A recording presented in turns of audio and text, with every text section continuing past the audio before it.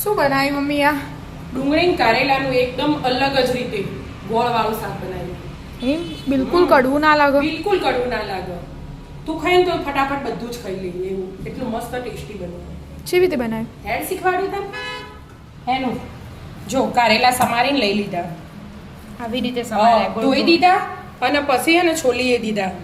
હા, થોડી પેલી ધાર આવે ને બધી એરીએ કાઢી દીધી. અને હવે મીઠું નાખી અને 10 મિનિટ ઢોકીને મૂકી દેવાના.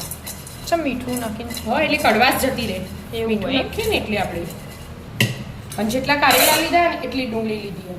તે ડુંગળી ઝીણી ઝીણી સમાર દો એટલા 10 મિનિટ થાય ને તારજો. થઈ જાય. 10 મિનિટ થાય. પાણી છૂટી ગયું. હવે આમ કરીને થોડું પાણી એડ કરજો.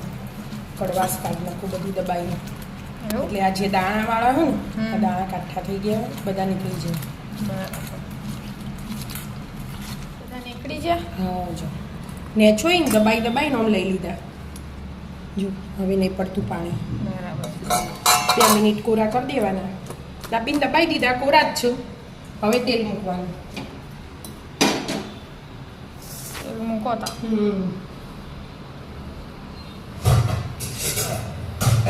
વચ્ચે વાળું બધું નીકળી ગયું કે આવું રહ્યું?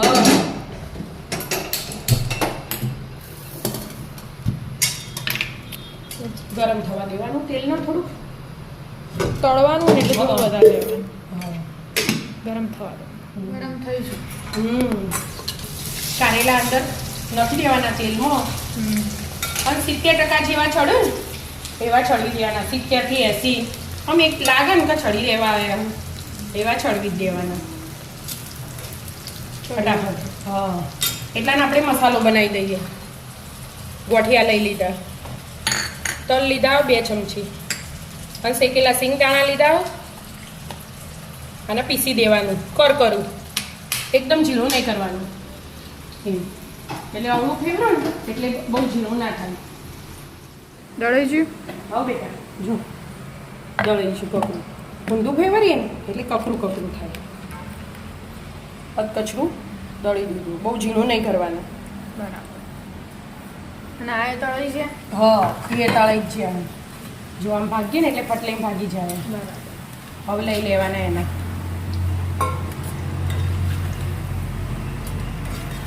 કારેલા તળી લીધા હવે?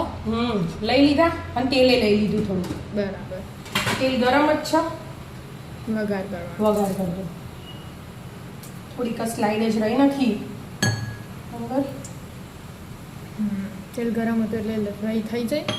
ફટાફટ થઈ જાય.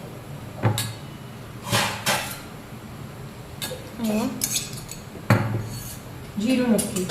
રહી ના નાખવી હોય ને એટલા ડાયરેક્ટ જીરામાં વઘાર કરવો હોય ને એનો તો એ કરાય.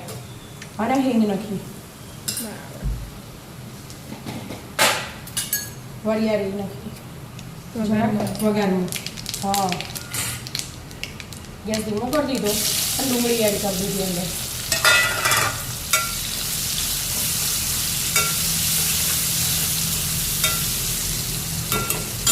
અને હવે આદુ લસણ મરચાં એડ કરી દીધા.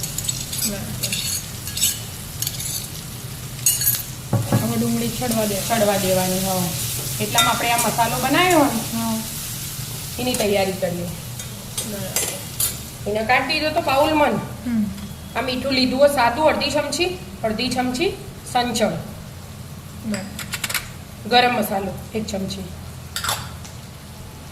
અડધી ચમચી લીધું હોય જીરું શેકેલું અને ધાણા જીરું 1 ચમચી. અડધી ચમચી આમચૂર મસાલો અને 1 ચમચી મરચું. આપણા રોજ તીખું ખાઈએ ને રેગ્યુલર.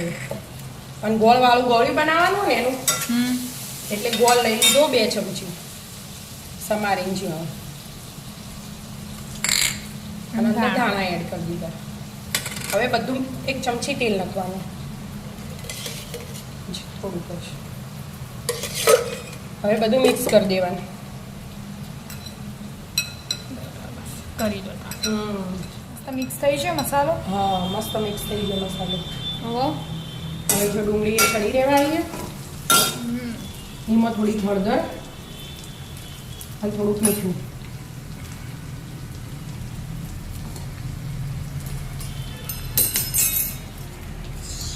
થોડું મીઠું એડ કરી દેવાનું. હવે આ નાખી દેવાના કારેલા. બરાબર. બધું મિક્સ કરી દેવાનું.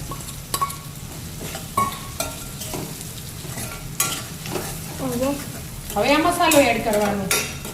બરાબર. હવે તરત મસાલો જ એડ કરી દેવાનો. હા.